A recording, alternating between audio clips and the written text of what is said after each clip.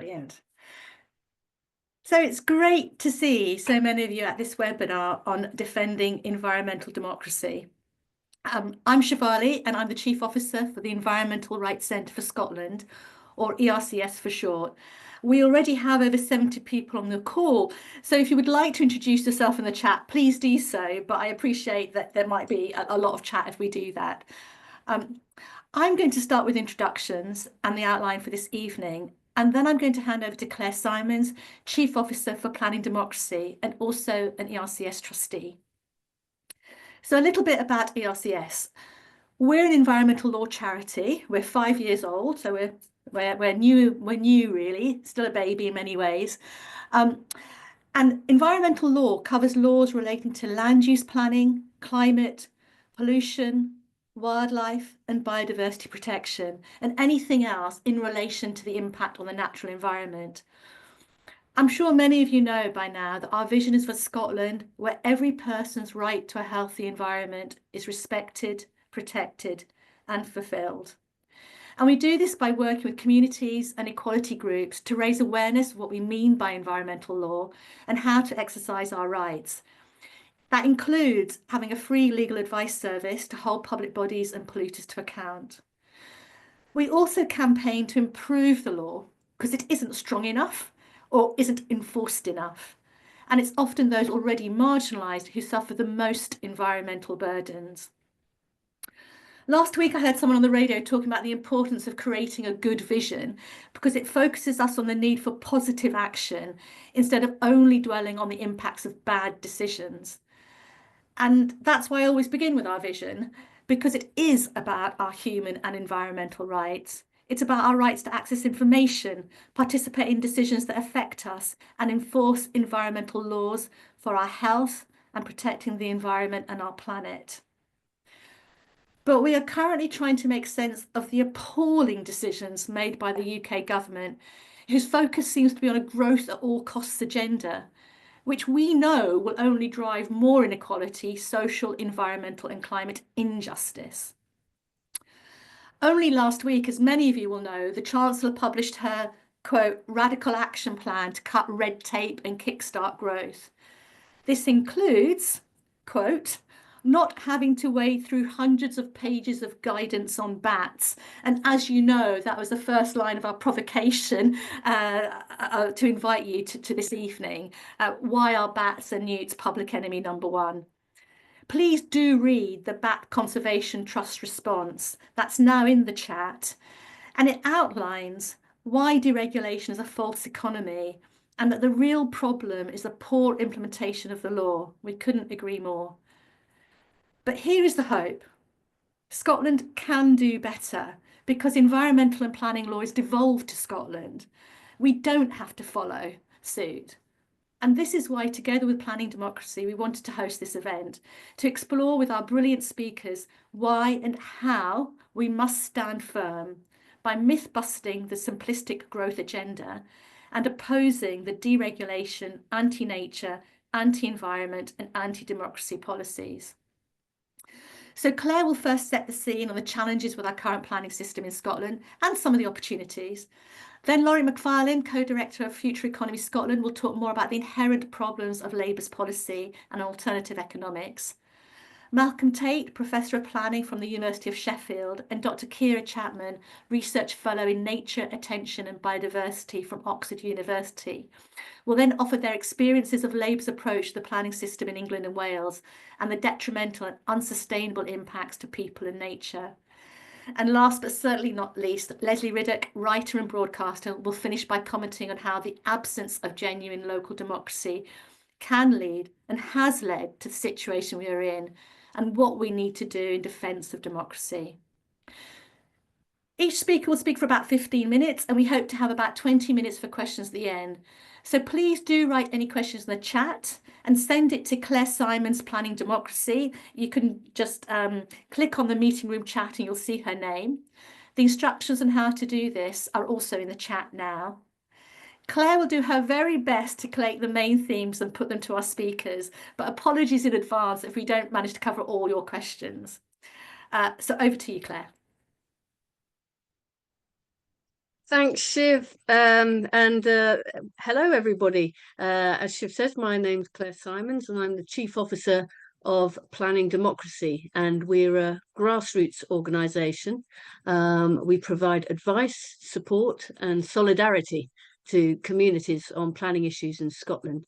And over the 15 years that we've been in existence, we've learned a lot from people's experiences, and it's given us an understanding of the systemic issues and the factors driving the problems that people are finding with our planning system. And as much as we can, we share that knowledge so that when it comes to our campaign work, your voices can augment ours as we collectively call for change. So it's not easy for a small organisation like Planning Democracy with a threadbare shoestring of a budget like ours to tackle topics like land speculation and the financialisation of housing and nature and problems with our democratic processes. But that's where collaborations come in. So I'm very grateful to our colleagues at ERCS and our speakers, and indeed all of you for coming and joining us tonight. Now, it's over a quarter of a century since the UK signed a UN agreement called the Aarhus Convention that sets out people's rights to participate in decisions that affect our environment.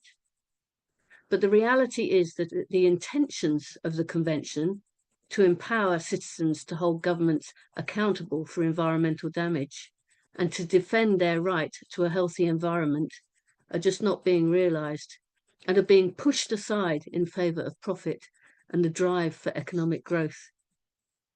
Now, in our publicity for this event, as Shiv has just said, we asked why newts and bats seemingly have become public enemy number one. As the new government beds into power in England, claiming they will kickstart the economy by generating the biggest building boom in a generation and getting rid of obstacles to development. And let's be clear, those obstacles are our democratic and environmental rights. And it's shocking that Labour have jumped so wholeheartedly to the narrative of build, baby, build in the midst of an environmental crisis. So tonight is about understanding what is driving this narrative and, importantly, how we can challenge it. Scotland's not immune to this growing trend. So tonight is about us drawing together to bring to a halt the broader forces that are leading to this kind of politics. We have 4 excellent speakers with a huge wealth of experience. So I'd like to introduce our first speaker, Laurie McFarlane. Now, Laurie is the co-director of Future Economy Scotland, a non-partisan think tank that aims to create a new economy that is democratic, sustainable, and just. Yes, please, Laurie. Laurie also works with the Institute of Innovation and Public Purpose at University College London, as well as the Democracy Collaborative, and he's also a member of the North Ayrshire Council's Community Wealth Building Expert Panel. So I'm very grateful for him to find time to speak to us tonight. So Laurie, if you'd like to start, thank you very much. Great, thanks very much for that introduction. It's really good to be here. Apologies in advance, my voice is a bit croaky. I've been struggling with a cough and a cold for a while, but hopefully you can hear me okay. So as the first speaker, I'm going to kick things off with some bigger picture context on the challenges that we face at the current juncture, both sort of broader, more politically, but also in relation to land use and planning and some of the issues that we just heard about with the current UK government, which I know some of the other speakers will go into in more detail. I think broadly at the moment, I'm sure we all feel that we're living in a very volatile and quite a scary time. And in some senses, I think this is not completely new. For my entire adult life, at least since the global financial crisis in 2008, we've experienced a set of ongoing, repeated, evolving crises, from the bailout of the banks, to austerity, to Brexit, to the COVID-19 pandemic, and of course, an escalating climate environmental crisis. And now, led by an emboldened Donald Trump in the US, we're seeing a resurgent right-wing populism across the West that's hostile to both democracy and climate environmental action, and the consequences of that rippling across the world today. And I think we're far from immune to that here in the UK, I think, as some of the current polling shows. While there's no simple explanation for, how these complicated political events have unfolded, I think it's fairly clear that at the root of all of the various crises that I've just mentioned, there is a common contributing cause, which is an extractive and unequal economic model. From the explosion in inequality in recent decades to the stagnating of living standards for ordinary people over the past 10 years, we have many people feeling legitimate economic grievances, and with many of life's essentials that we've come to expect, whether that's to buy a home, to get a hospital appointment, or whatever, become much more difficult.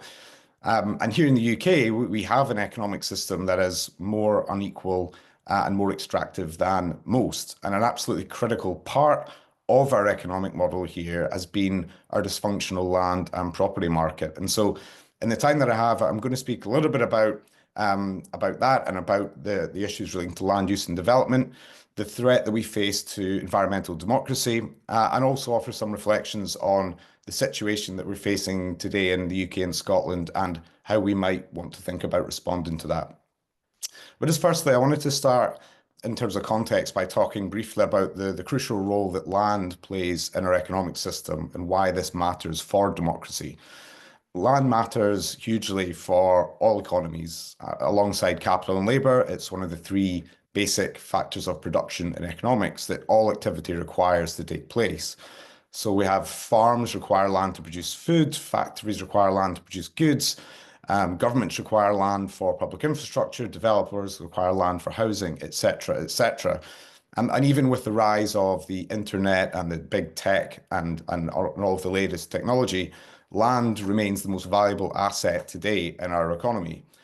And I think by land, for me, it's not necessarily just about the soil under our feet. It's about the physical space within which all economic activity takes place. And so how that land is owned, managed, and used plays a fundamental role in shaping our economic, social, and environmental landscapes.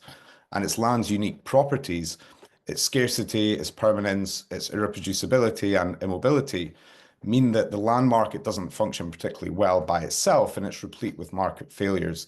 We can't simply increase the supply of land easily to meet greater demand like we can with other things. And market price signals can't always be relied on to effectively guide decisions over what land should be used for, due to the large amounts of what economists sometimes call externalities present in the market. And this is fundamentally why we have a planning system here in the first place. And also to ensure a degree of democratic accountability and participation in relation to how land is used and developed. But if we look at many of the most pressing challenges that we face in the UK, land is often sitting near the very heart of them.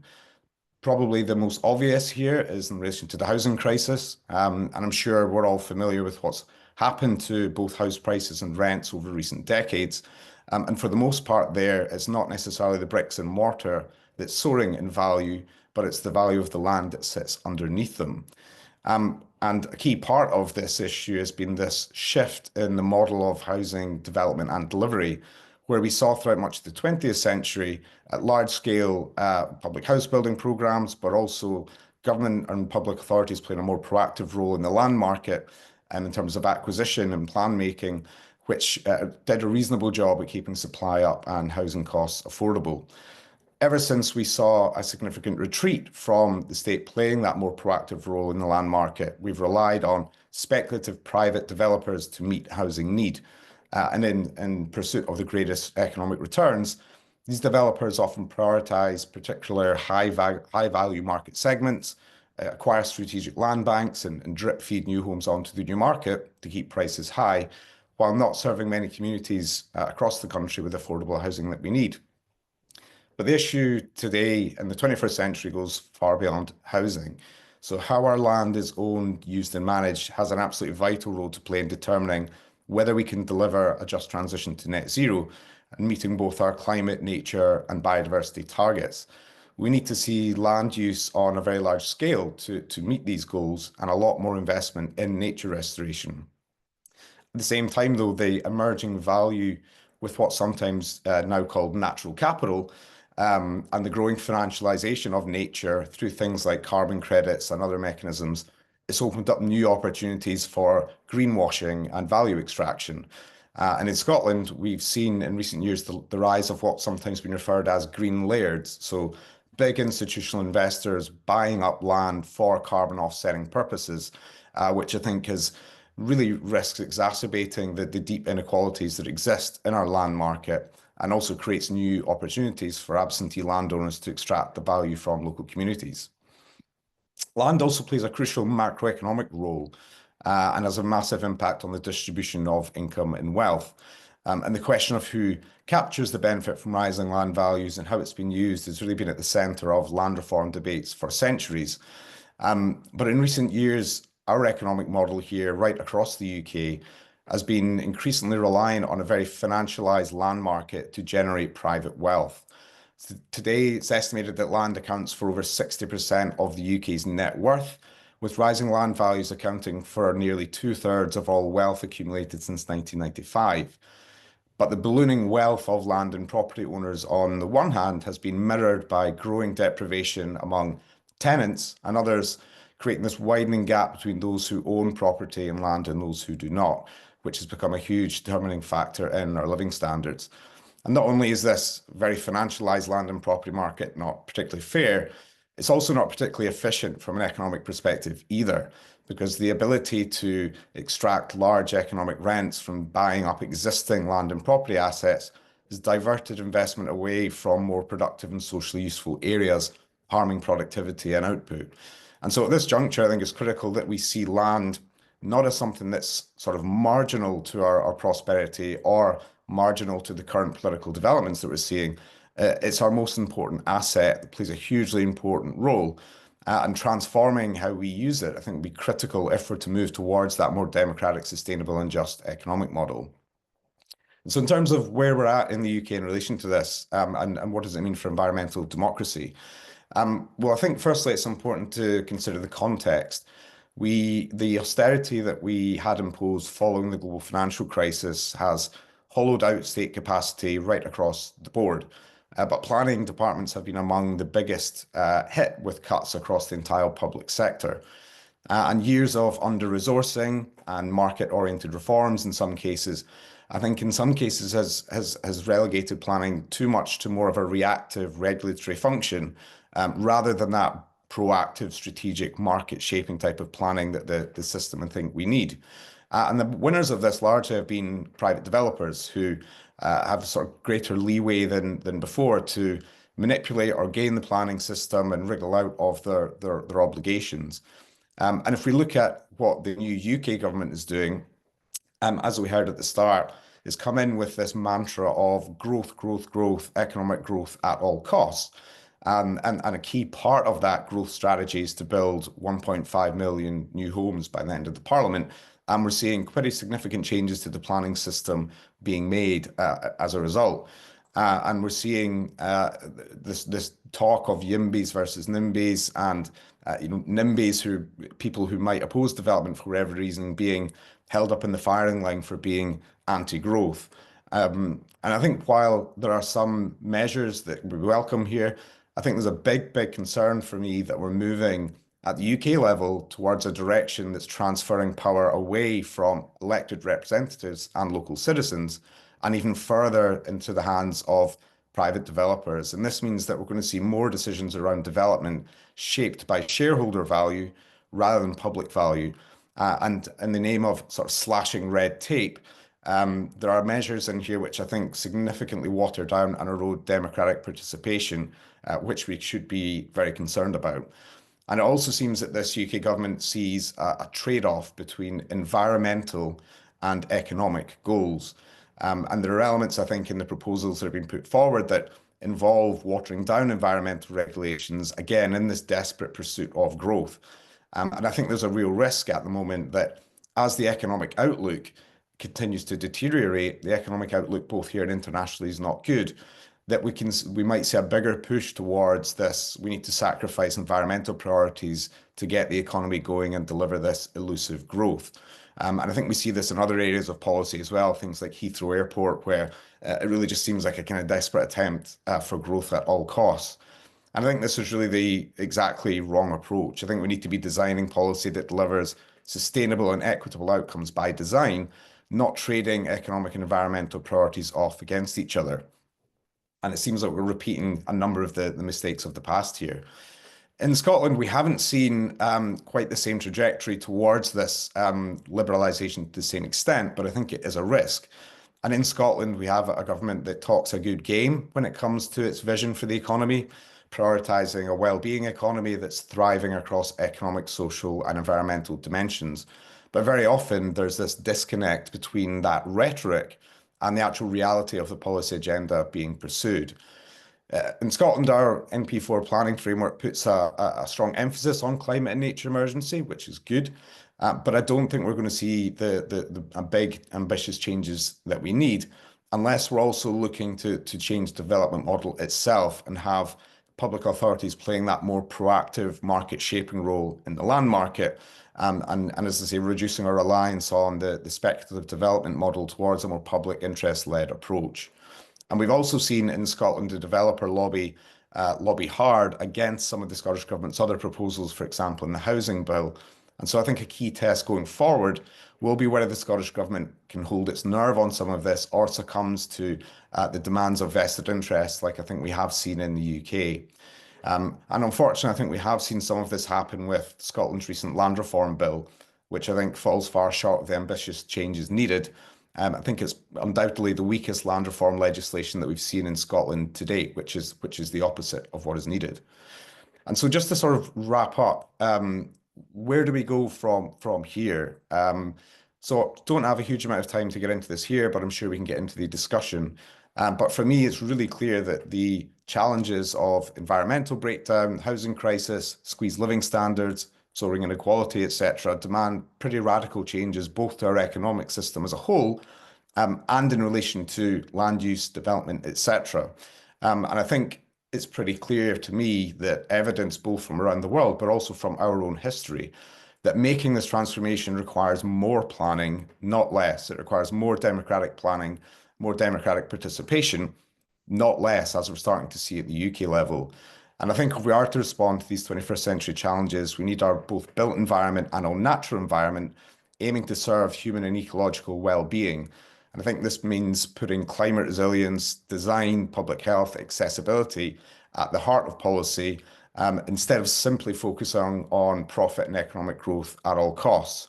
And I think this does mean strengthening democracy, not eroding it. And stripping power away from democratic authorities and handing it over to developers, I think is 180 degrees in the wrong direction. Private developers serve shareholder interests, not the public interest, and these things are very often not the same because what's profitable isn't always useful and what's useful isn't always profitable. And now more than ever, with challenges around climate, housing, etc., we need that well-resourced planning that serves the common good and ensuring that we have the resources, the powers that planners need to plan strategically in the public interest, balancing social, environmental, and economic objectives. And I think the key point, just to end on, is that as the economic climate, I think both here and internationally, could get quite challenging, I think it's absolutely critical that we don't let our politicians and our leaders sacrifice environmental standards and protections in the name of economic growth. I think we should reject the premise that there needs to be a trade-off between economic and environmental goals because that doesn't need to be the case. But I do worry that on our current trajectory, we are seeing that a drift in that direction at the UK level, and if we're not careful, the Scottish level as well. So I will stop there. Thank you very much. Thank you, Laurie. A great overview for us, and thank you for starting by talking about the central role that land has in terms of how we tackle land reform is essential to how we transform the economy and democracy. And your point about not having trade-offs, we can do better, thinking about the common good and public interest, I think really resonate with us all.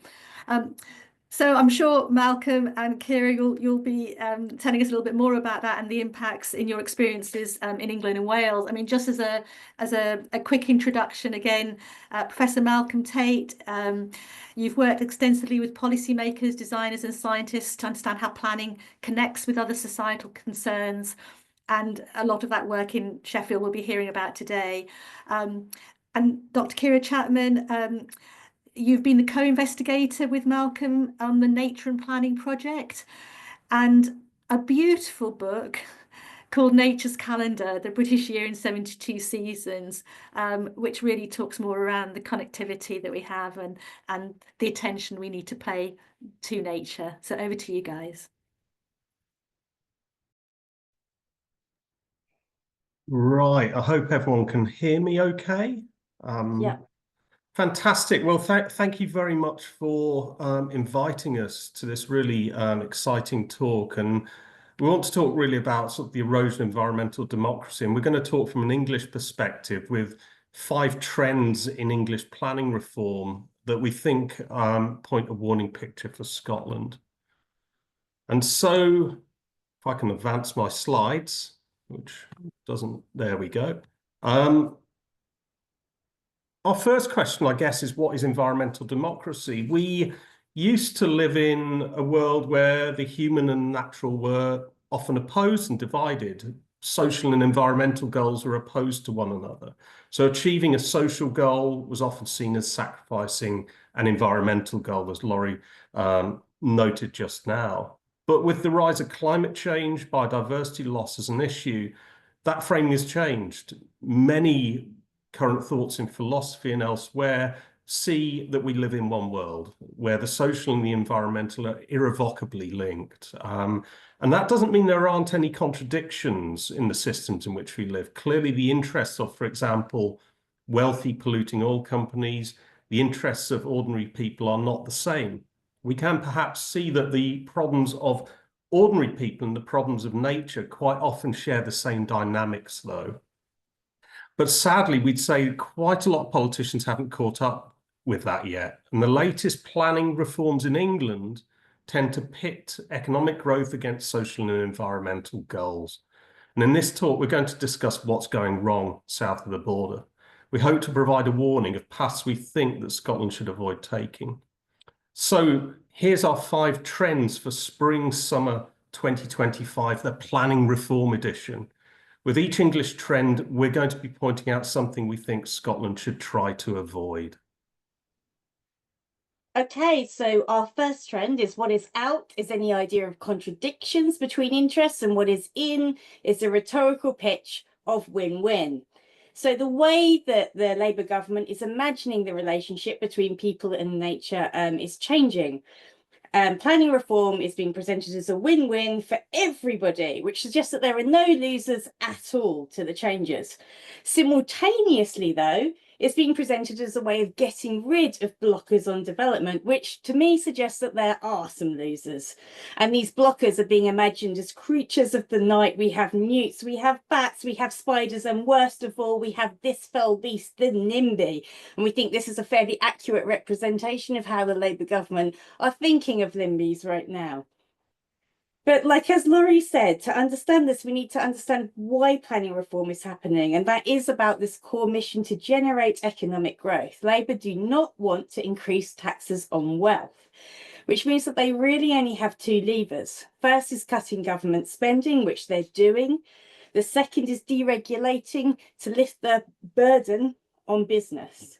And that's where planning reform comes in. Planning is just being imagined as a barrier to growth that needs to be simplified, with the idea that if we just let developers make huge profits, the Treasury can kind of claw some of that money back for public services. But the interests of big development firms and ordinary people are not the same, and they're not the same as the interests of nature either. And the idea you can have a market-based solution that is a win for everybody is straight up nonsense. Capitalism is an economic system that has inbuilt winners and losers. Those who own capital and land benefit, and most ordinary people lose out. So what this is a kind of scapegoating. It's the construction of an outside to reform that's pictured as unacceptable. So planning reform as a win-win is being presented as the only reasonable solution for people who are sensible, effective, professional and practical. And anyone who disagrees with it is being framed as unreasonable, petty, selfish or impractical, a blocker to growth and progress. So our advice for Scotland would be resist this at all costs. What it does essentially is to contract the space that's available for critique by diminishing one side of the debate. There are alternatives to deregulation. We can have a regulated planning system that solves the housing crisis by taxing wealth and building social housing. We need to keep insisting on that alternative to growth. So the second trend is that around speculation, which is dressed up as strategy, state-sponsored speculation, that is. And in planning terms, classically, speculation and strategy are opposites. From its outset, through its history, planning has been designed to try and combat sprawling ad hoc development and instead adopt an approach to space that's thought out, that puts things where they will work best from a social and environmental point of view. And if you look at the English government's latest pronouncements, you could be confused for thinking it's looking quite strategic now. In English planning reform, we have a lot of new elements that look like they're considering space at a wider scale and temporality. We have, for example, in the Planning and Infrastructure Bill, new spatial development strategies at a city region scale. We have environmental delivery plans and so on. But on the other hand, hidden inside those proposals, we have an approach to housing that is the opposite of strategic or long-term. And that, we would say, comes to us via the use and logic of housing targets. Housing targets, we argue, work as a ratchet that increases pressure on land in a way that encourages speculative development. So how does it work? Well, housing targets are set by central government. The Labour government, as we probably well know, is committed to building 1.5 million homes in England over the course of this Parliament. But when housing targets go up, as they have conventionally done over the years, local authorities have to find more land to meet them. But actually allocating land for housing and actually delivering and building that housing are two very different things. Developers don't necessarily want to build lots of houses very quickly because doing so could cause prices and profits to fall. So they use land banking and drip feeding the market to slow down the rate of delivery and retain their profits. And in England, the planning system sees that as a problem, but it sees it as a problem for the local authority. The local plan is actually deemed to have failed when house building levels don't reach the government's target. And when that happens, instead of pressuring developers to deliver on their existing planning permissions, the local authority must allocate yet more land for housing, the fourth part of that ratchet. And this means that local authorities are trapped in a situation where they're constantly having to rewrite their local plan. And during that time, when they don't have an adequate land supply, they're deemed to have entered something that planners call the tilted balance situation. And that means that there's a presumption in favour of development everywhere in their area. Developers can therefore bring forward development proposals on sites that are unallocated, that haven't been put through a local plan. And they're often parcels of land that are not in suitable locations. They're environmentally sensitive in some way. So to put it simply, increasing housing targets just has the ability to trigger the tilted balance in a wide variety of councils, and in so doing, trigger speculative development. But it gets worse than that. Think about the changes to Greenbelt policy in English planning reform. Land at the urban periphery is now being rebranded Greybelt. And when we combine this with housing targets, you can see that speculative development will be far harder to resist around the edges of cities. And it's in those areas where we tend to find quite ecologically rich sites, smaller fields, more hedgerows and so on. These are also cheaper and easier for developers to tackle than brownfield sites in urban centres. So what we see is a donut morphology, the hollowing out of efforts to regenerate city centres and heated development at the urban periphery. And that obviously has very significant environmental implications. And those of us who are trying to prevent climate change and biodiversity loss are going to be trying to undo the harms of this poor land allocation for decades to come. So our tip for Scotland is to oppose these drastic increases in housing targets, these logics of increasing ratcheting land supply and releasing of greenbelt land, and instead to look for solutions to the housing crisis that are better for people and nature, thinking about regeneration urban centres, retrofitting older properties, and funding social housing programmes by taxing wealth. Okay, moving on to our third trend. What's out is participation, what's in is technocratic centralism. Where there is strategy in these proposals, the tendency of that strategy is towards the very, very undemocratic end of the spectrum. The government's making significant moves at a number of levels to decrease the involvement of ordinary people in planning. For example, in England, the proposal is that locally elected councillors will no longer decide planning applications where development is in line with local plans. Instead, that decision falls to unelected planning officers. So the link between the decision maker and the electorate is being severed. It's being replaced by something less direct, so it's less accountable. So another example is the increasingly technical procedures to save nature while allowing development to go ahead. So we currently have a system of surveying a specific development site, finding out what's there ecologically, and avoiding development or mitigating the harms of development. But the proposal is to get rid of elements of that. Instead, developers will pay into a nature restoration fund. And that will go towards environmental delivery plans, which are going to be designed by Natural England to tackle particular kinds of ecological harm. So you'll get an environmental delivery plan for nutrient neutrality or for bat habitat. So this is essentially a system that lets developers pay to do harm, including harms like killing whole populations of protected species during development. And it greatly decreases opportunities for communities to be involved.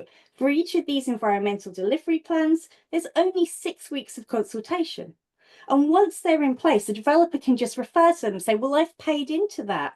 So I've paid my dues, so I'm developing this site. So people don't get a say on the individual sites either. And to make matters even worse, there's a viability test built into this. So it's the developer pays to harm the environment, but only if it's not too expensive. So our tip for Scotland is resist this technicisation of the way that nature is being handled. Lurking underneath it is a desperation for growth at almost any cost to democratic rights. You have a right to a say over the places that are dear to you. Defend it. So the fourth of our trends is to think about the virtual rather than the concrete reality. And simultaneously, we have a system in which expertise is deployed in an increasingly virtual way. There is a huge amount of debate and discussion and tension on things like policy design.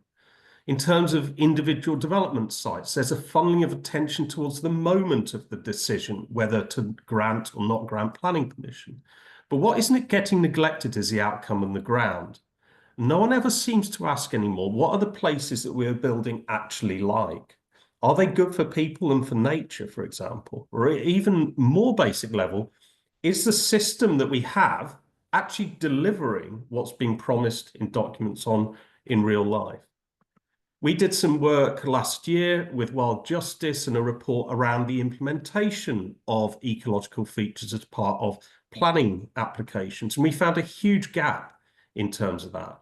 Developers were installing in total only around 53% of the ecological features they promised. When you looked at street trees, it was about a third of what they promised was actually in place. And the English government is determined to ignore this. It's a convenient fiction to believe that well-designed policy translates seamlessly into action on the ground. The government do not want to hear that they need to put in more money, for example, for resources to enforce the system and the law, to ensure that it happens in reality. So our tip for Scotland is to hammer home the importance of focusing on real impacts on nature and communities on the ground. Okay, now we're on to our final trend, which is the magic money tree, selling nature in order to save it. So alongside the environmental delivery plans that we just mentioned, we've got biodiversity net gain, which is supposed to be continuing. And in biodiversity net gain, the harms towards ecology on a particular site are calculated through a complex and technical metric, and then they're mitigated. And that mitigation can happen either on-site or off-site. And the whole aim of biodiversity net gain is to create a market in nature. But there are some big problems with this approach. First of all, it's very extractive. It relies on markets to solve the problems of markets. It relies on selling nature in order to save it, as we've said. Secondly, the calculative logics that are involved in this, they simplify the ecology of real places, and so many things go missing in that process. So BNG is based on plants. It's about plant surveys, but there's increasing evidence that actually making sure that like the plants mitigations are equaled up doesn't mean that the birds are okay or that the invertebrates are okay. So there's a lot going missing. The other problem is it enables harm now, with uncertain prospects of nature recovery in future. And this is also a problem with environmental delivery plans. We need to make sure that we're not kind of causing inordinate amounts of harm now with the hypothetical thing in future, connecting to Malcolm's point that he just made about the system being too virtual. And finally, this has real social justice implications. When compensation is delivered off-site, one community is losing out in terms of green space and nature, and another community is benefiting. And often the economic winner from this is a large landed estate far away from the development area. Where it's delivered on site, it's still extracting a form of rent because the ongoing costs of paying for these ecological features falls on the residents of the new housing. So our recommendation for Scotland is look carefully at the market logics that are at work here and consider alternatives. There are ways of doing nature conservation that are longer term and that don't funnel money towards markets and private landowners. So just to conclude, the 5 trends for environmental democracy in England this season are win-win. So newts and NIMBYs are out and win-win is in. Secondly, speculative development is in, but make sure you accessorize that with a little sprinkling of strategic looking policy. Participation is so last season. So it's all about technocracy now. Trust the experts. Fourthly, don't mention concrete reality, fake it to make it, pretend that policy translates automatically into action. And fifthly, sell nature to save it. The market is the only green game in town. So we'll leave it there. Thank you very much for your attention and look forward to the discussion. Thank you, Malcolm and Kiera, for that profound, worrying experience of the disastrous impacts of current policy in England and Wales, but also doing that in such a playful way as well. So I did smile at the bad news, but thank you. And so much thank you also for the tips to resist, really clinging on to that. Now over to Lesley Riddoch, who I think many of you know, award-winning journalist, broadcaster, and best-selling author known for her campaigning work on land reform and Scottish independence. Over to you, Lesley.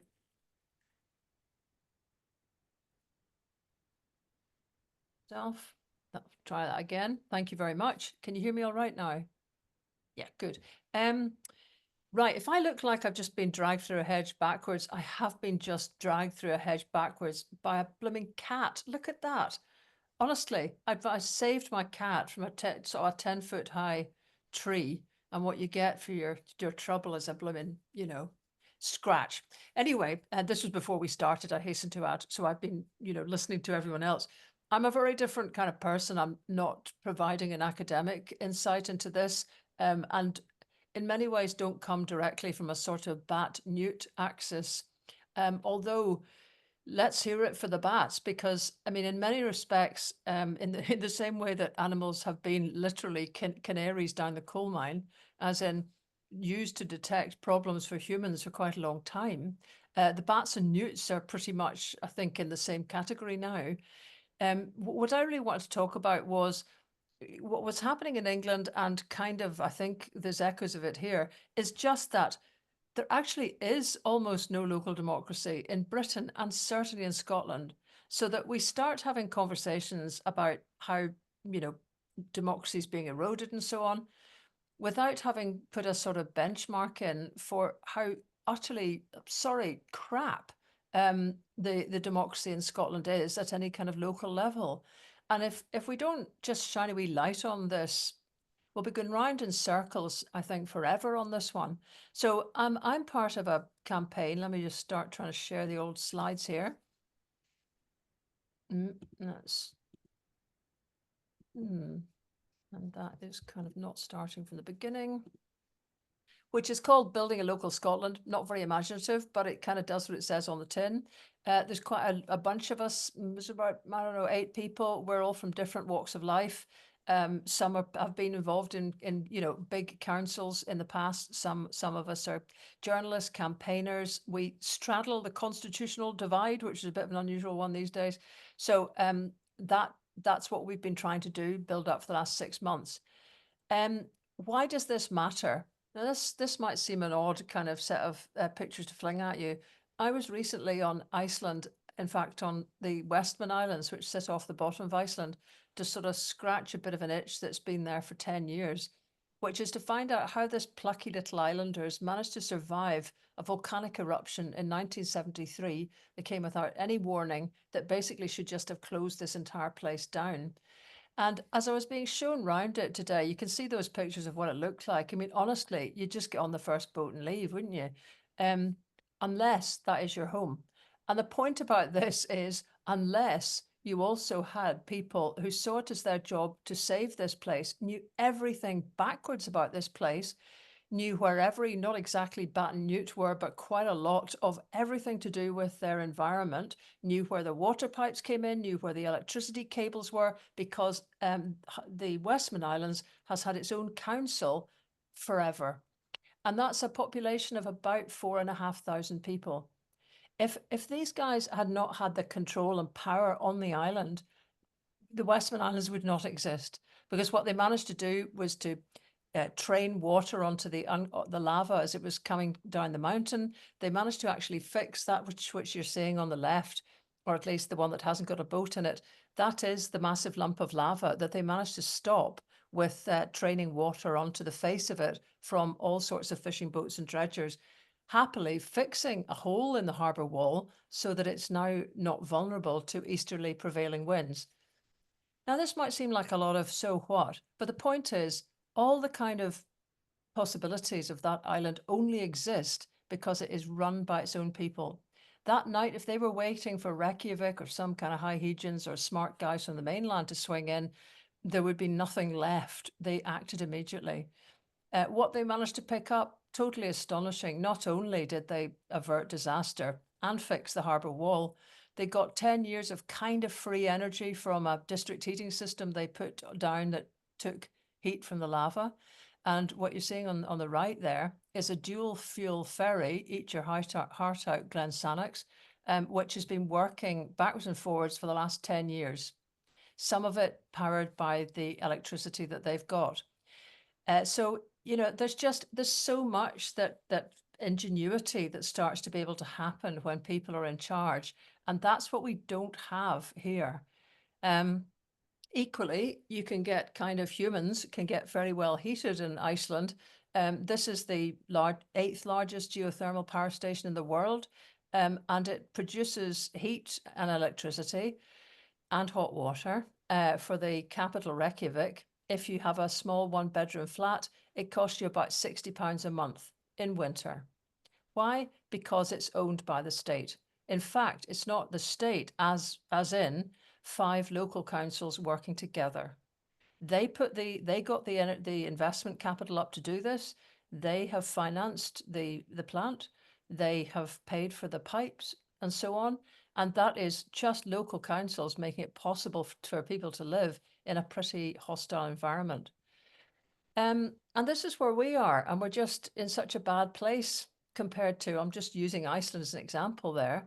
But there they have, you know, their councils have got an average of 6,000 people each. And there's us, we have 172,000 people each. Just let that sink in for a minute. We are way, way, way, way off beam here. In fact, we have pretty much got the largest so-called local councils in the entire world. And so if you're going to start talking about any kind of, you know, decision making, I think this leaves people quite susceptible to very poor decision making.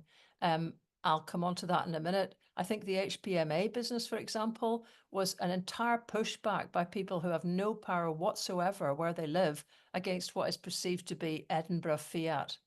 And it, you know, it was about trying to conserve the seas, but it just got looked at as another piece of Edinburgh telling you what to do. And as long as that dynamic is present in so much kind of governance, we're going to get all sorts of bad decision making happening because people will push back against what they see as just interference. Now, left to their own devices, I've been quite, I can't even remember if this is coming in the rest of this PowerPoint, dear knows. But I've been in Arran, for example, quite often. Arran had the first no-take zone agreed in the 1980s. Between the divers there, who were the first to be able to see the damage that was being done by trawling and so on. And those divers actually spoke to the 3 local fishermen. They agreed a no-take zone between them. It then took another 10 years for them to get all this sort of rubber stamping at an official level about it, but they kept going. And so they have got now a pretty effective zone. But that happened because they sat down and figured it out amongst themselves. Now, I hear you saying, well, what happens if you don't have communities that want to sit down and figure it out themselves? That's what just has to happen, because the whole idea of highly protected marine areas has now been kicked into touch because of the attempt to impose it from Edinburgh. And yet, what is there at the other end except, you know, community councils? Not knocking them, but they've got an average budget of £400 a year. You're having a laugh. Or a series of development trusts. Again, not knocking them at all. I've spent many years of my life as a member of the Isle of Egg Heritage Trust that put forward the buyout there 27 years ago. And development trusts are brilliant, but they're not local councils. So what we've got is a kind of void down there at the base, which is meaning there isn't really proper, vibrant local discussions about stuff. And what's happening is big old macro stuff to protect bats and newts and everything else comes from Edinburgh, and local people just go, we don't like being told what to do from Edinburgh, so sorry old bats and newts, I paraphrase. So anyway, I think this is a big problem for us that is under-examined, and everyone goes, yeah, whatever. And I think I've been in many conferences actually when environmentalists have actually said, do you know something, it's actually easier to deal with someone like Anders Poulsen because, okay, it's a bit undemocratic and so on. I mean, he does own about 1.5% of the entire landmass, one guy, pays no tax on it, whatever, except he does obviously pay some tax to Denmark because that's those kind of guys.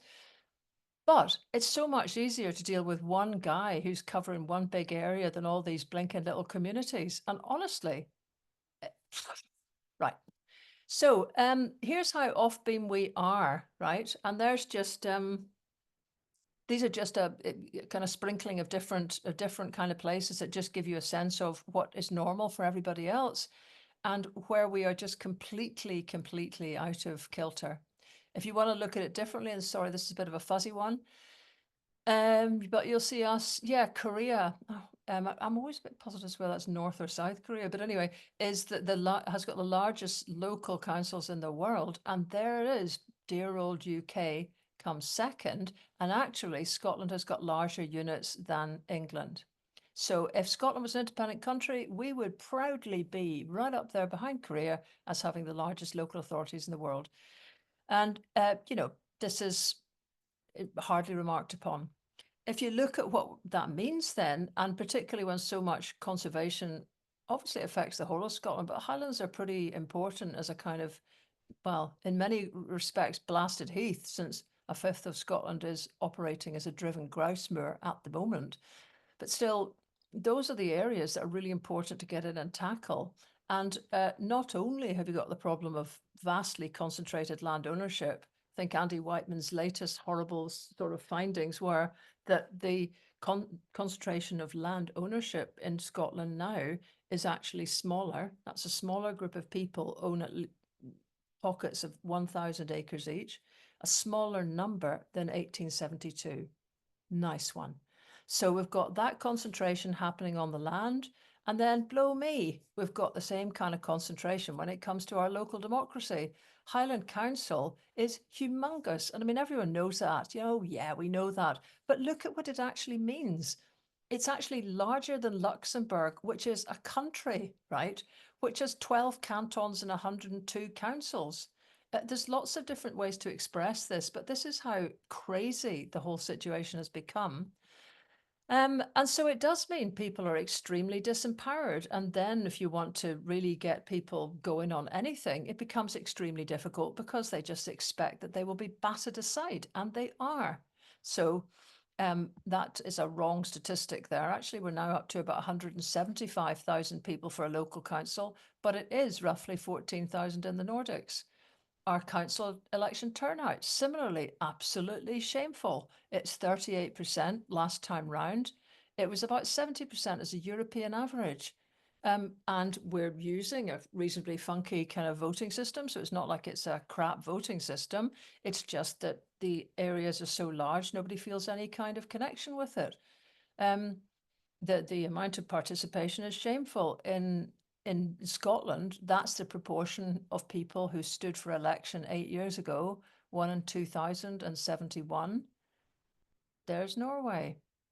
So, when you're talking about this kind of just kind of falling to piecesness of kind of local power, you try and place any kind of template on top of that, and it's going to get kind of pretty shonky. And there's the dear old community councils. And it is better in England. There are parish and town councils that are funded by a precept on the rates. It's still pretty crap. An international study with England as the model found that English local democracy was the weakest in the whole of Europe, and Scotland's worse. So, community trusts have leapt in to fill the void, and thank God for that. There's just, A to D of them. I produced a book recently, Thrive, and just printed the whole damn lot because people seem to be so convinced that people are pretty useless and can't get their hands to the tiller. Actually, they're doing it all over the place in all sorts of ways. And yet it feels like people keep having to prove themselves innocent over and over again, or prove themselves capable.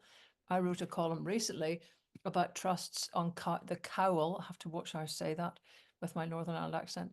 Cowal is how I would say it, Cowal Peninsula, where they were trying to take on to repower a wind farm. This will be coming up right across Scotland as wind farms reach 25 years and leases come up.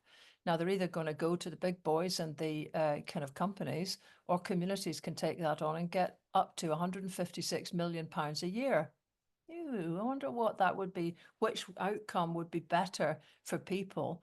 And yet the first attempt to make a bid to Forestry Land Scotland, who are supposed to be by edict required to take on any attempt by people to take land transfers on, has just been rejected. So this is frustrating, to put it mildly. Lots of people have been in and about this. I think I wrote the foreword to that in 2010. That's how long we've been battering on about this, the lack of local democracy. Actually, there was a very good report done by COSLA, which was a bit like Turkey's voting for Christmas. That was the large councils basically admitting or stating that they had pretty much hollowed out local democracy over the last 50 years and had a template for around 100 councils. But that was, just a suggestion. Nothing happened.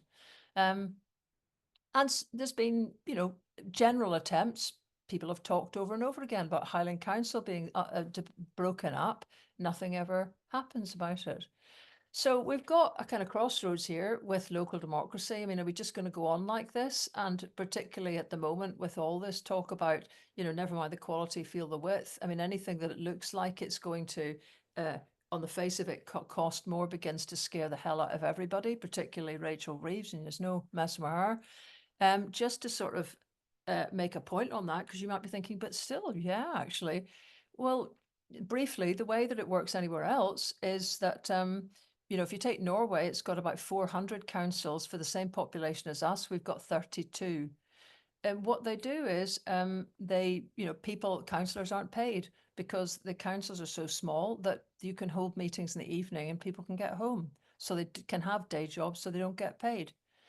You have maybe one person holds 3 portfolios. So one person does roads, planning, transport, and they get paid a normal salary. So we're not talking about a proliferation of guys on 100,000 a year. That's the way small, powerful councils work. And finally, I just really do like this. The majority of heads of education in councils in Norway are part-time teachers as well. So, you know, just let your brain tickle around that one, you know, just the sort of change of profile you could have and the kind of knowledge base you could pull in if you were starting to look at things really quite differently. So really the bats and newts thing and those kind of contemptuous off the hand sort of remarks and the idea that anybody who wants to just slow the whole world down a little bit to look at the particularities of place in this country is somehow a blocker. That speaks to such a deep, deep resentment on the one hand of local democracy and a kind of incredible disdain for the little people, however they manifest. Little people who want to do little woods, little people who want to have little bits of hedge, little people who want to kind of preserve little, people who insist on place mattering where they are, people who have the effrontery to think that they could be included in decision making. All of that just got kicked into touch with that remark. So I'm delighted to be kind of part of this posse and all power to your elbow.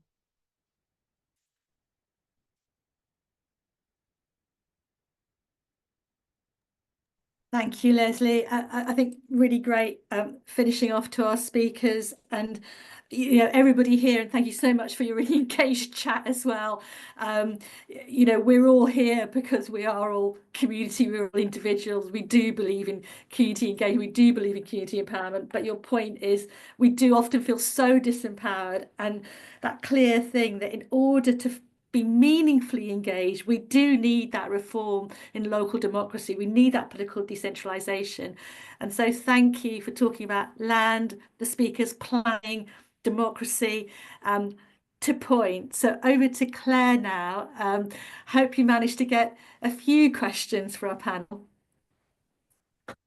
Yeah, thanks very much. That was really enlightening and kind of annoying as well.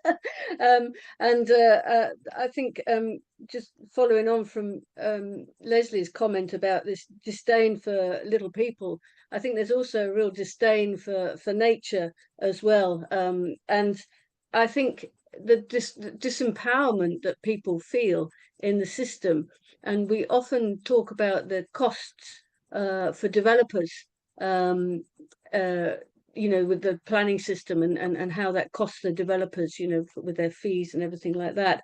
But very few people talk about the costs of planning for people and the mental health impacts of constantly have to be vigilant. Even when we've got a so-called plan-led system, it is rarely plan-led, and we have a discretionary planning system that means that plans can be overridden, that NPF4 policies can be interpreted and manipulated towards whatever towards the sort of more economically driven decision making. So I think one of the questions that came up was